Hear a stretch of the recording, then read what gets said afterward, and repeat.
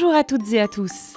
Cette semaine, votre magazine Curiosité pousse les portes de l'espace Lézard pour vous faire découvrir le travail de l'artiste colmarien Cockroach.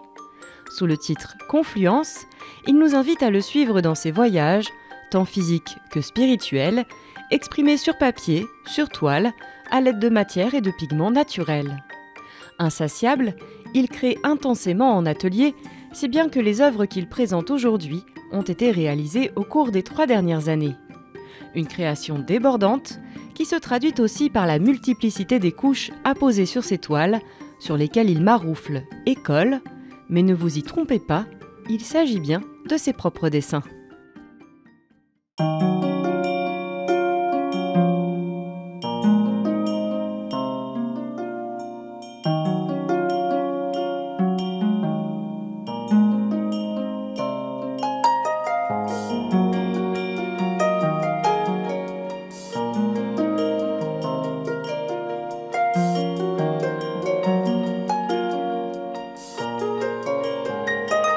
Je m'appelle Cockroach, je suis un artiste plasticien de Colmar.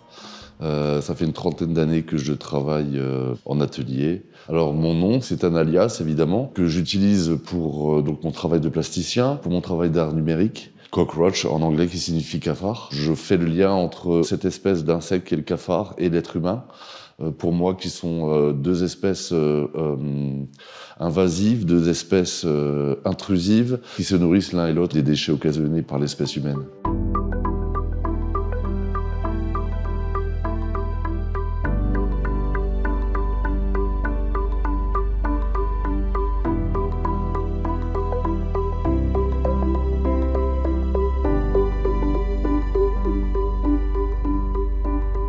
Aujourd'hui, pour cette exposition au Lézard, je présente plusieurs collections. Il y a une collection qu'on va appeler la collection Nowhere, qui est en fait un travail sur papier avec des produits tels que le henné, l'hibiscus. Donc c'est un travail qui est relativement délicat. Il y a une autre collection qui s'appelle Décalco. Là, ce sont des œuvres numériques issues de créations originales qui sont créées à partir de photos de mon travail en atelier, qui sont imprimés puis marouflés façon décalco sur du papier. Une autre collection, les plumes d'arbres, ce sont des volumes qui sont créés à partir de feuilles d'arbres à perruque montées sur des éponges fossilisées. Il y a évidemment des travaux qui sont effectués sur toile, donc de préparation, qui est en fait le travail principal que je développe en atelier, en utilisant des produits naturels tels que les jus de henné, les jus d'hibiscus, le brou de noix, la gomme arabique, les pigments naturels.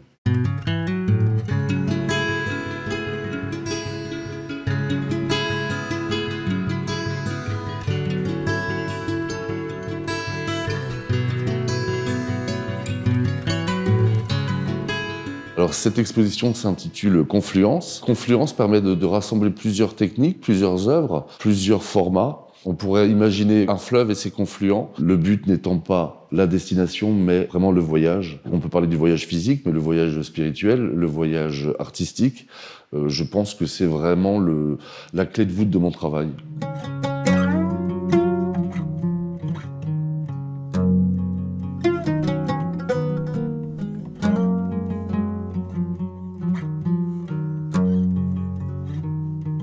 Le travail, que ce soit sur toile ou sur papier, effectivement, ce sont des multiplications de couches et de procédés qui permettent d'obtenir des effets. Alors à partir de marouflage de papier, puis ensuite de jus. J'utilise aussi la technique de la sérigraphie. Alors je travaille avec différents papiers. Ça peut être des papiers de feuilles de soie, des papiers très spécifiques qui permettent justement de pouvoir coller ce papier sur le support, de garder l'effet de transparence, de pouvoir les teinter dans un premier temps, ou les dessiner, etc. Mais c'est vrai que le choix du papier, des papiers, comme c'est une succession de marouflage et de collage, il est très intéressant de pouvoir regarder ce qui est en dessous, même lorsque l'on maroufle par-dessus. En ce qui concerne les motifs ou les dessins, tout est dessiné. Alors j'utilise plusieurs techniques, la sérigraphie, comme on en a déjà parlé, le pochoir, le dessin libre, mais tous les éléments qui apparaissent dans les toiles, du plus petit, même si on a l'impression que c'est une affiche qui a été décollée, tout est dessiné au préalable pour ensuite être remarouflé sur la toile.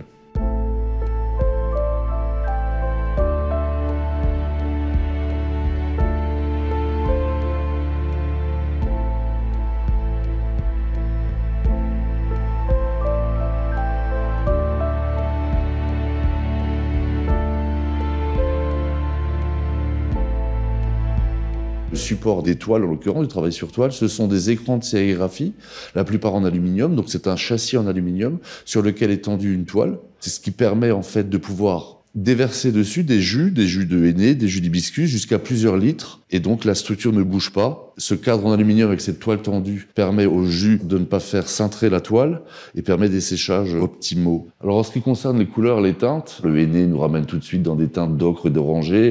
Les bleus sont obtenus à partir de jus d'hibiscus, de carcadet, ou de henné noir qui lui va oxyder lorsqu'on le prépare et qu'on l'applique, il va oxyder dans les teintes de bleu. Donc ce sont toujours des produits qui sont à la base des produits naturels, soit minéraux, soit végétaux. Le choix de toutes ces matières et de tous ces produits, ça a été très simple. Il y a 30 ans, je commençais mon travail, je n'avais pas de moyens. Pas moyen d'acheter des huiles, pas moyen d'acheter des acryliques. Et donc, je me suis entouré comme ça de produits naturels qui sont utilisés depuis l'aube des temps. Et j'ai toujours continué avec ce genre de produits parce que les possibilités sont infinies. Les couleurs, pour moi, sont des couleurs qui représentent vraiment la nature.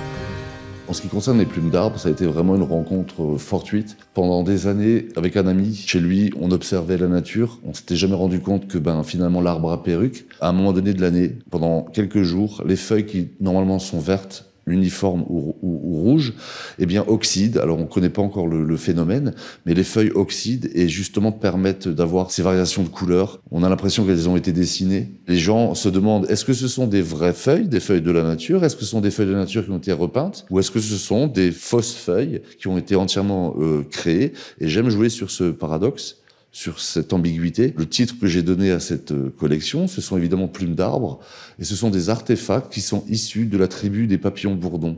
Ça, c'est pour la petite histoire, pour créer un contexte très poétique.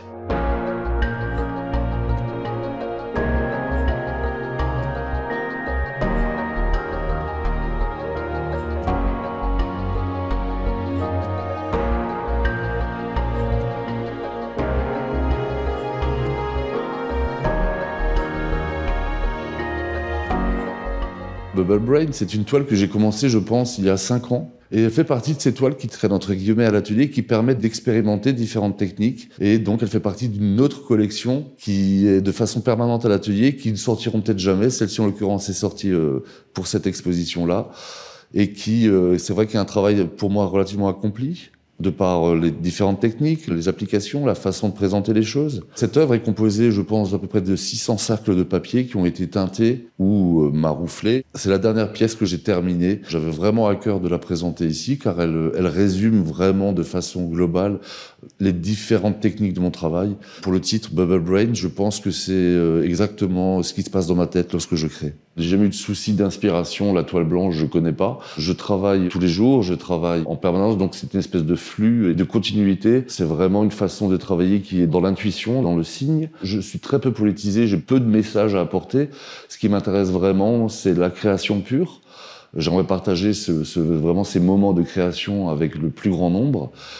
Et ce qui importe, c'est de pouvoir créer.